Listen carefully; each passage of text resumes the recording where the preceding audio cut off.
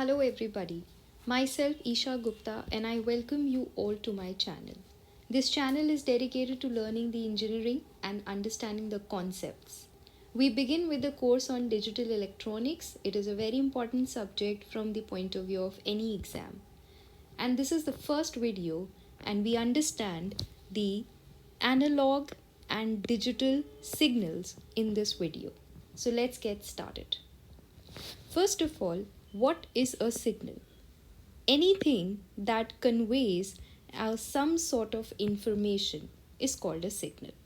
Now, this can be any speech, like you talking to your friends, it can be any gesture, like you waving your hands, or it may be any particular sound, image, or a text message, or a message in any form that is sent from a sender to a receiver.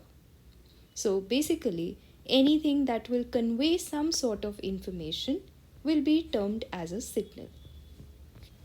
The signals can be of two types broadly, and these are analog and digital.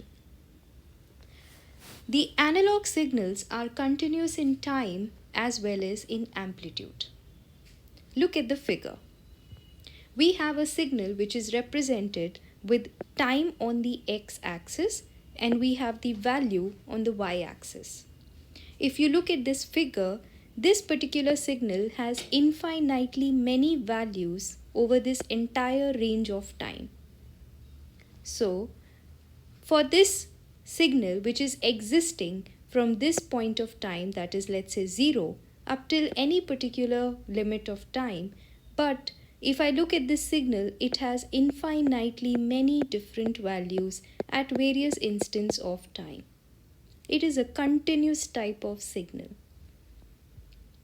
Also, the magnitude or the value, the magnitude of this particular value can be any real number up to any number of decimal places. So the value could be something like 2.38694 or 4.3, something like that. So you have a wide range of values for various instants of time. So this is what we call a analog signal. On the other hand, we have a digital signal. A digital signal is discrete in time as well as amplitude. Now look at this particular figure. In this again we have the x-axis, that is time, and on the y-axis we have a value.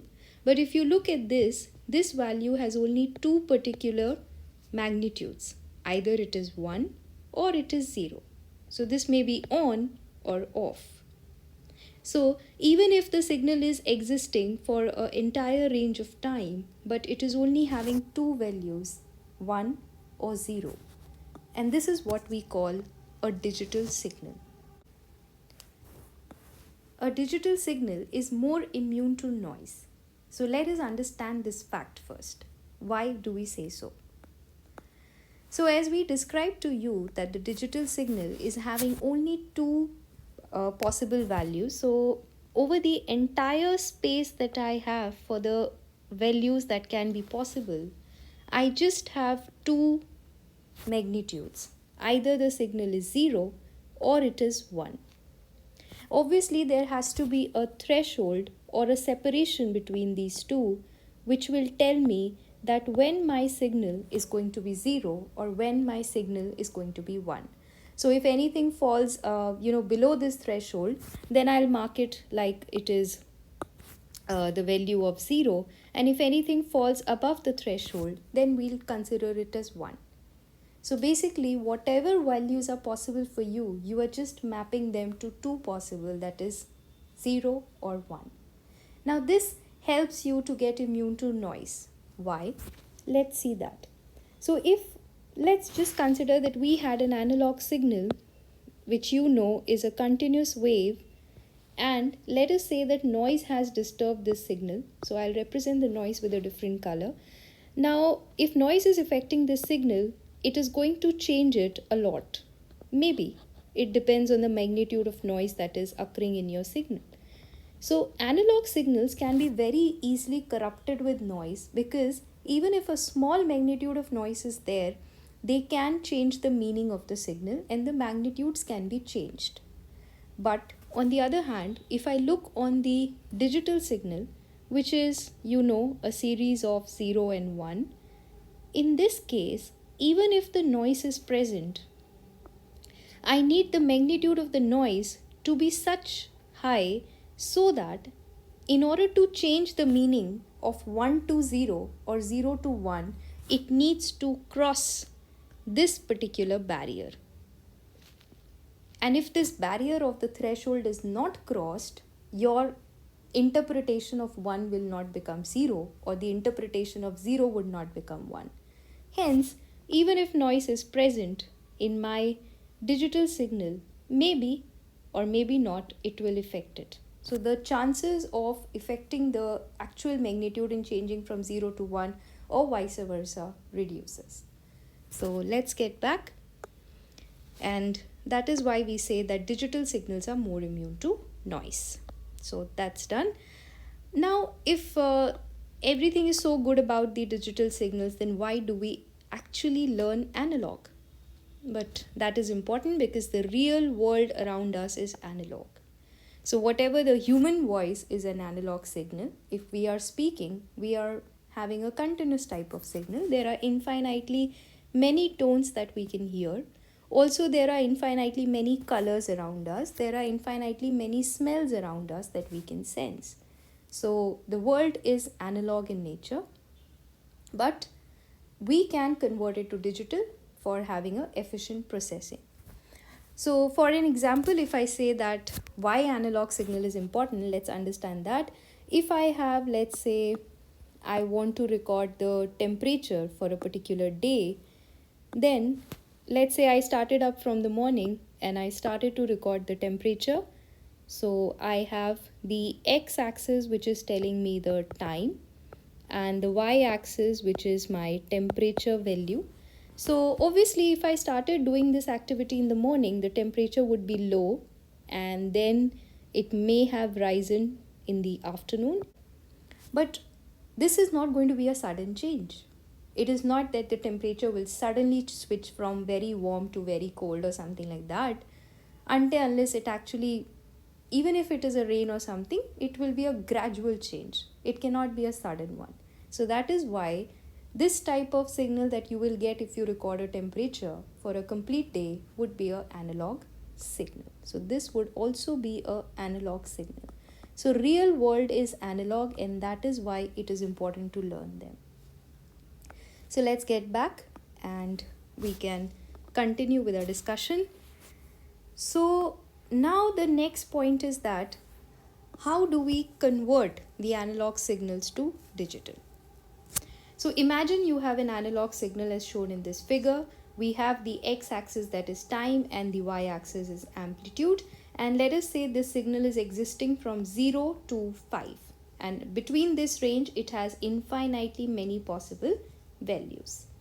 Now you want to make the x-axis discontinuous, and this we can do by selecting some instance of time.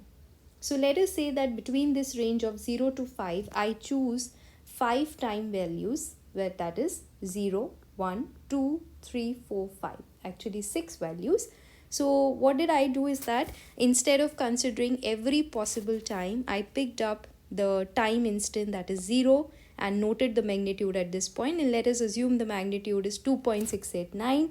Then at 1, we again noted the magnitude. Let's say it is 4.0235.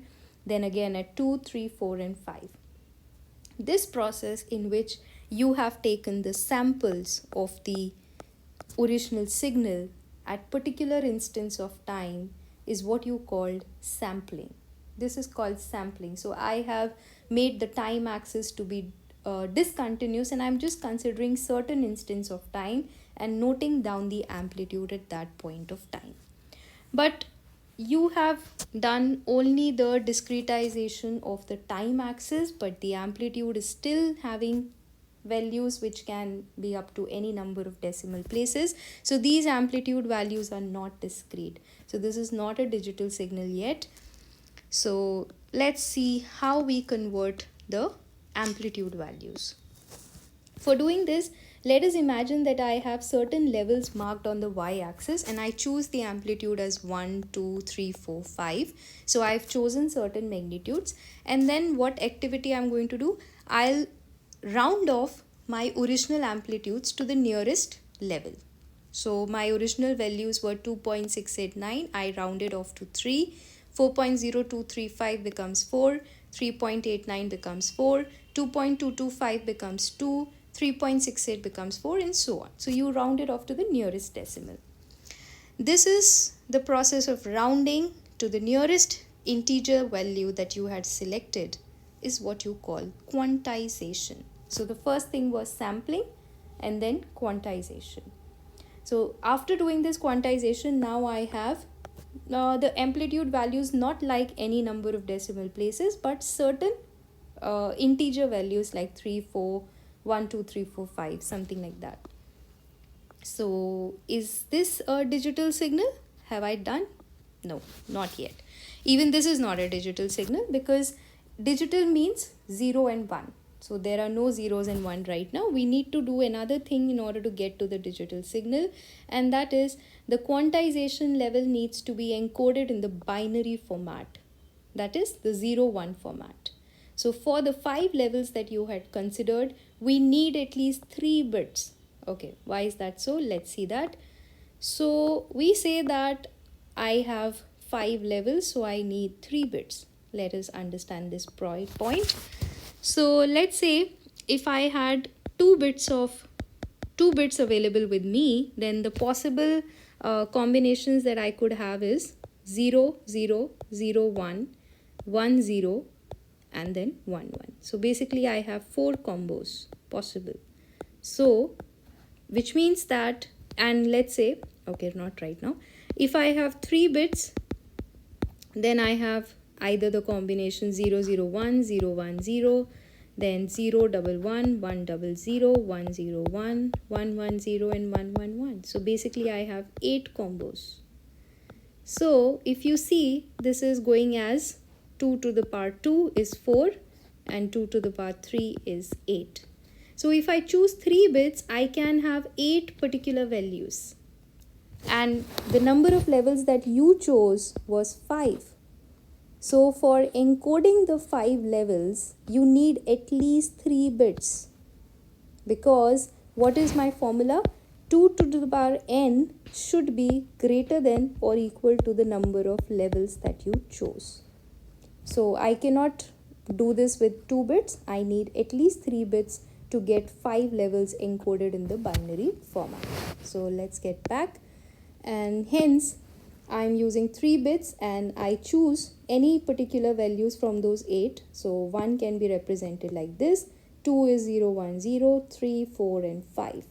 So now what you do is that you simply just map the integer values that you got into this binary format by the encoding process. And yes, now you have a digital signal. So finally, I am capable of converting my analog to digital, and the 3 things that I did was sampling in order to make the time axis discrete, quantization in order to map the amplitude values to certain levels, and then I get to encoding in order to convert the amplitude values to binary format. Now let me ask you a question, that what if I increase or decrease the quantization levels? So if you have any idea about this, you can just pause the video and you can give it a minute to think about it, that what will be the effect if you increase or decrease the quantization levels. Okay, so again talking about this possibility that if I increase or decrease the levels, let me understand what will happen if I increase the level. So now I'll assume that the levels are selected as 1, then 1.5, 2, 2.5, 3, 3.5, 4, 4.5, and 9. So now actually I have 9 particular levels instead of 5 which I had chosen first. So this is 1, 2, 3, 4, 5, 6, 7, 8, and 9. Now what will happen, that after quantization you are rounding off to the nearest value. So 2.68 now 9 will this time become 2.5, So 2.689 will this time become 2.5, 4.0235 will be 4, 3.89 will be 4, and so I have mapped it to the nearest level. And again, as per the formula that I described to you, for 9 levels, now 3 bits won't be enough. I need 4 bits because 2 to the power 3 is 8, which is actually less than my number of levels, which is 9. So I need at least 4. So 2 to the power 4 would be 16, which is satisfying this condition that this value 2 to the power 4 should be greater than the number of levels, that is 9.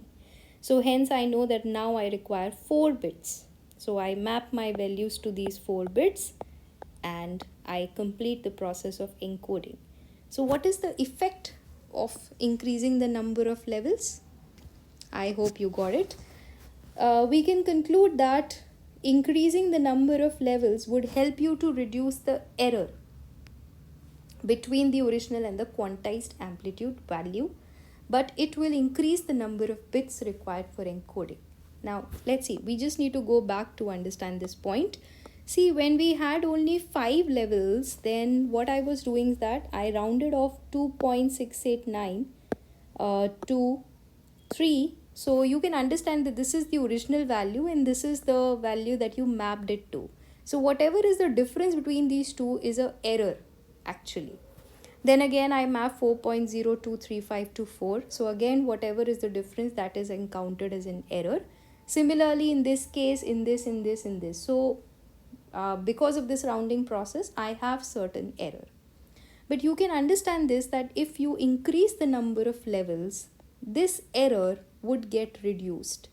Why? Because now I have, in the second case, I had more number of levels. So I rounded off 2.689 not to 3 but to 2.5. So obviously the difference between 3 and 2.689 is more as compared to the difference between 2.689 and 2.5. So you are able to reduce this error which is between the original and the quantized value, but at the cost of increasing number of bits, because now I used 4 bits instead of 3 in my previous case. So I can get back and just write the answer, that is, increasing the number of levels would bring the quantized value close to the original and it will reduce the error introduced while you're rounding off, and whereas decreasing the level would increase the level, so increase the error. So this is understood that obviously if I have less number of levels, I will have again a lot of error, but if I increase the number of levels, my error is reduced, but at the cost of the number of bits which gets increased at the point of encoding. So this is how we convert analog signal to digital by the 3 process of sampling, quantization and encoding as explained in this video. So if you like this explanation, then please subscribe my channel, and I would also like you to click on the bell icon so that you get a notification. Also, if you want anything else to be discussed from this topic, you can please write it in the comment section. Thank you, and we'll meet next time.